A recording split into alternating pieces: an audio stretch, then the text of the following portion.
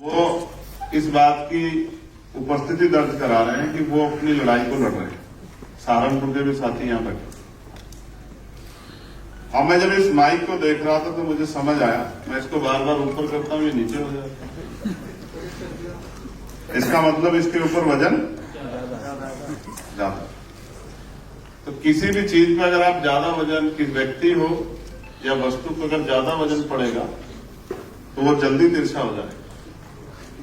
अगर कोई बच्चा पढ़ रहा है और पढ़ाई के साथ साथ उसके दिमाग पर किसी और चीज का प्रेशर आएगा, वजन पड़ेगा, तो वो अपने पढ़ाई के काम को, अध्ययन के काम को अच्छी तरह से नहीं कर पाए।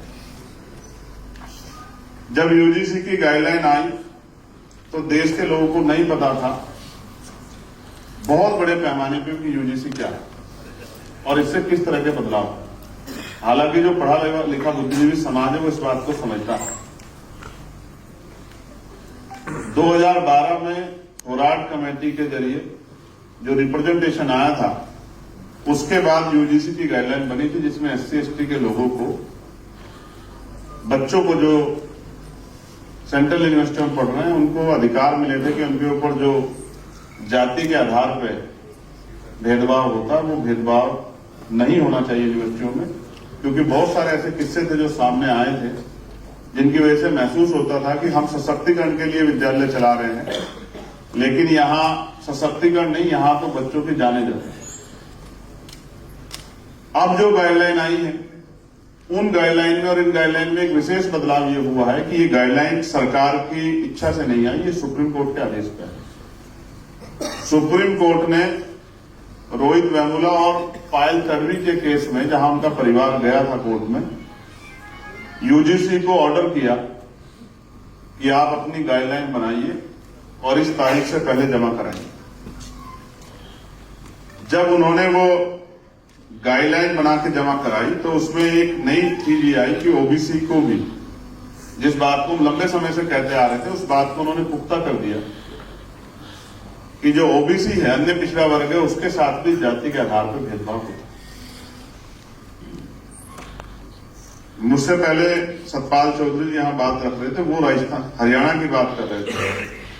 तो जिस तरह से चुनाव में 35 बनाम 1 किया गया, ये भी एक तरह का डिस्क्रिमिनेशन है, एक जाति के खिलाफ, एक समाज के खिलाफ, इतने बड़े पैमाने पर।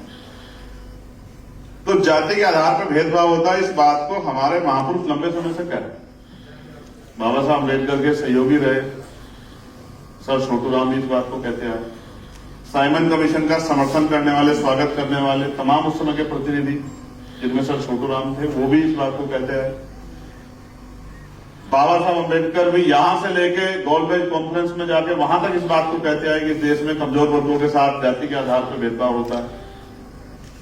ये भेदभाव बहुत सारे लोग जो सशक्त हो गए उनको लगता है कि नहीं होता, लेकिन जो आर्थिक रूप से भी कमजोर हैं, सामाजिक भेदभाव के शिकार होते हैं, एससी एसटी ओबीसी के लोग, वो इस बात को जानते हैं कि भेदभाव होता है।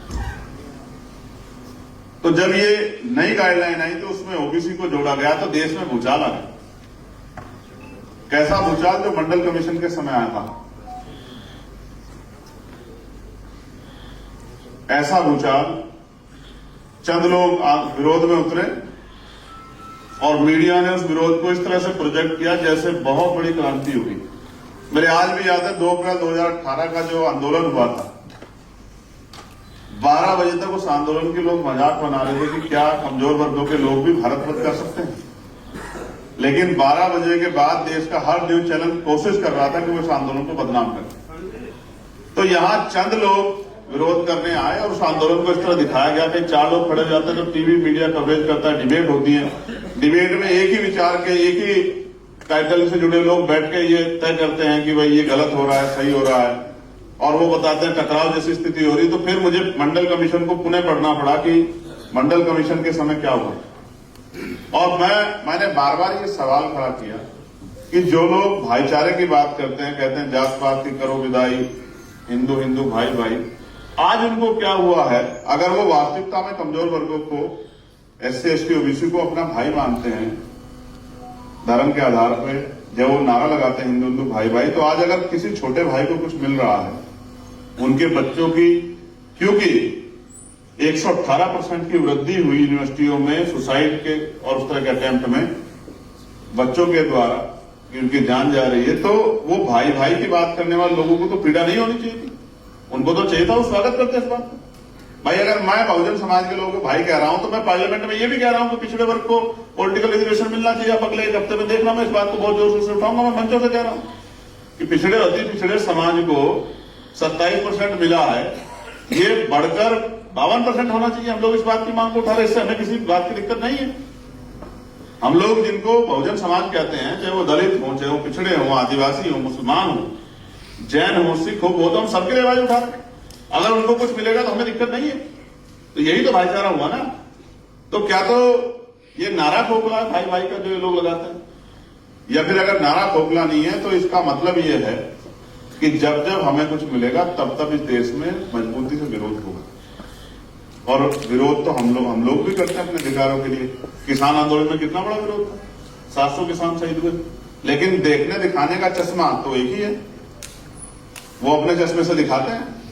कभी वो कहते हैं कि फॉर्च्यूनर में किसान नहीं हो सकता, यही तो तर्क देते हैं ना, वो फॉर्च्यूनर चलाने वाला किसान नहीं हो सकता है, ट्रैक्टर वाला किसान नहीं हो सकता है, बड़े बंगले वाला किसान नहीं हो सकता है। तो जो भी आंदोलन करने सरकार के खिलाफ आए, उन्होंने क्या कहा, SC/ST के लोग आए कि ये तो नक्सली है, किसान आए तो ये खालिस्तानी है, मुसलमान आए तो कहा कि ये आतंकवादी है, किसी को माओवादी कहा, किसी को कुछ कहा।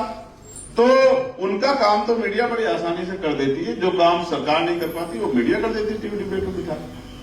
और उसी टीवी को देख के हमारे लोग प्रभावित होते हैं, उसी टीवी को देख के जज साहब का मन बदलता है। और इतने केसेज होने के बावजूद आपको सोचना चाहिए, इतने केसेज पेंडिंग पड़े हैं।